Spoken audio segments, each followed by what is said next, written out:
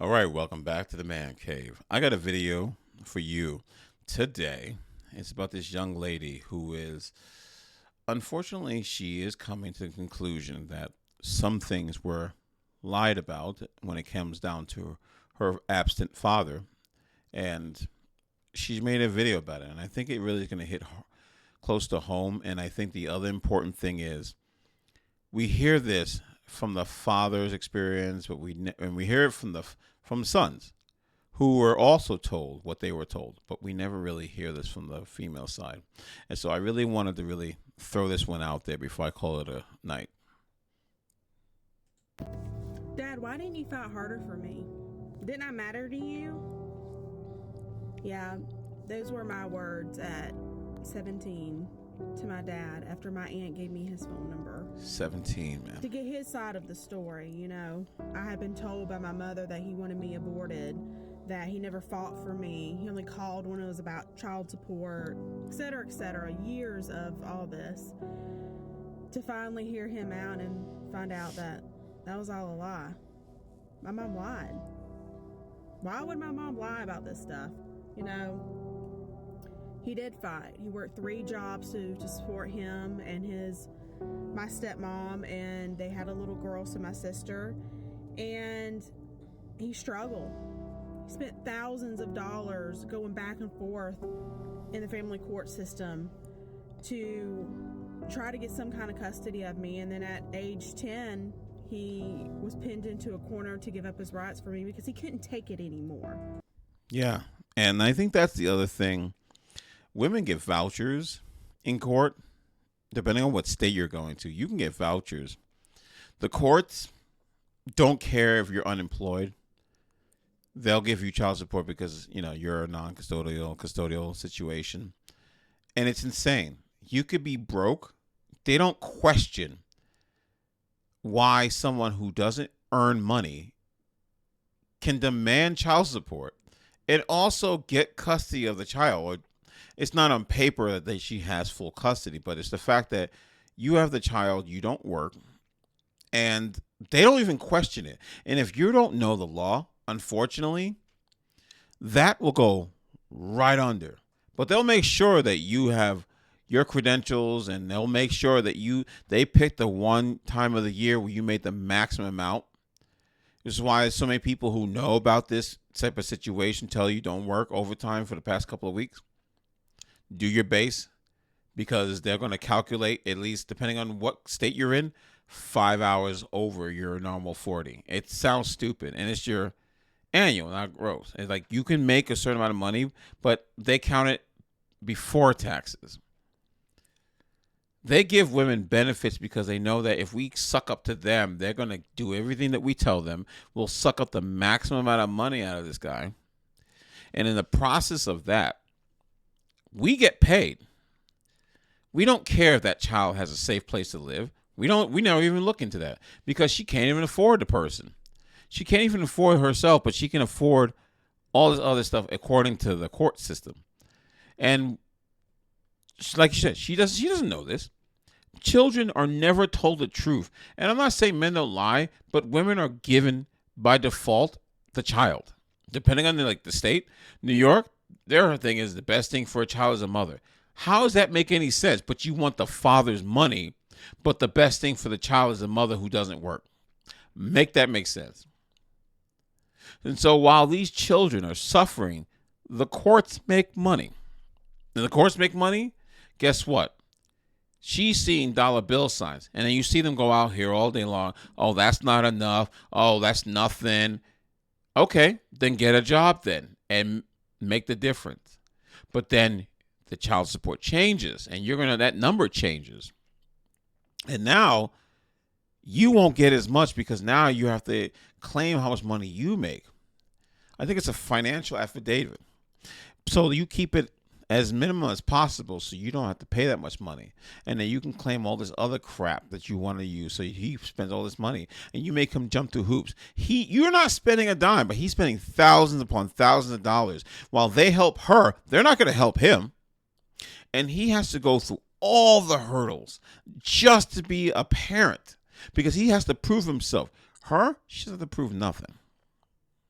But this is the thing, and the daughters, which, like I said, that emotional intelligence, they, like a sponge, soak up everything that the mom says, and they start believing it until, like she said, it wasn't her mother that gave it to her, it was her aunt that gave him his number, because she was like, you should talk to him. And then he spoke to her. Now she's starting to know the truth, and now she's going, well, why would you lie to me? This is the side of the bitter mama drama that happens when a woman can't help or care, that doesn't like the fact that the man moves on and will make everything miserable, and they will sacrifice their own child just to do that. My mom had pushed him that far that he could not take it anymore. That he gave me up to my abusive stepfather. And it hasn't been until now that I've been advocating for fathers' rights and 50-50 share parenting for the last 10 years to realize and remember, I asked him that question, why didn't you fight harder? How hard and how hurtful that question had to be for him. With all the hell that he went through to even get a sliver to be a part of my life, you know? That question had to hurt. He fought as hard as he could. Spent thousands of dollars. Yeah. And the courts will bleed you dry. And it's like, what do? Get a lawyer, and you're spending thousands of dollars to represent yourself and not know a darn thing about what you're doing. They're coaching her on everything she needs to know and say, while you are going in there with your hands tied behind your back and a blindfold. Unfortunately, this is the harsh reality. And the women, they know the women are going to be bitter about this because the women want to win. They don't want to lose. So they go out there and they'll sacrifice that child. I'm glad that she at least realized it. And I'm glad that she's going out there with her own platform and teaching this, because this whole men ain't ish thing is not going to work. All it's going to do is push men further away from you. And single mothers, you guys are going to have it bad. Y'all need to start speaking up against the women who are pushing that narrative, because they're causing problems for you. When you start going out here with that whole, we're a package deal, you're not a package deal. You're a burden. Your child's a burden. If I can't get the time I want with you and you want to start complaining saying I'm getting too much, okay. Then when men start using your body just for fun, do not complain. You decided to have a child with a no-neck dude or have a child with a man that you can't get along with. That's a you problem. And then you do this disgusting thing. I've never heard, I'm not to say never, but I rarely hear men who turn their children against their mothers. When they do, it's very rare. But you hear it to the utmost, highest level of women who turn their children against their men because they don't want to lose them. They want to make the children hate and resent the man that they hate. They don't even care if the man is a good father. They don't care if the man is a good father because he doesn't like them. And they think that they can turn it on and off whenever they feel like, oh yeah, I'm ready to go back to us working together. And now the man is like, my energy is spent. I'm done. It's all yours. I'm not fighting. This is one of the problems that we have, is that we have a court system that once they got involved, everything went to crap. And it should have been men handling this and women handling this and not the courts. The fact that you can't even get married without a license is ridiculous.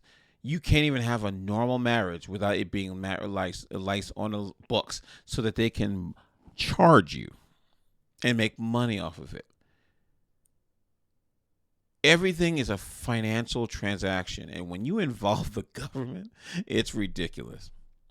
Anyway, I'm happy for her. I'm happy that she did start talking to them. I hope that they are continuously talking, and I'm going to find more videos about her, because I think her experience is something that women need to see when they're young girls and they don't realize it. Don't take your mother's word for it. You should speak to your father so that you can get both sides. Too many times, especially on TikTok, we get one side, which is unfortunately usually the woman, and we never hear the guy's side.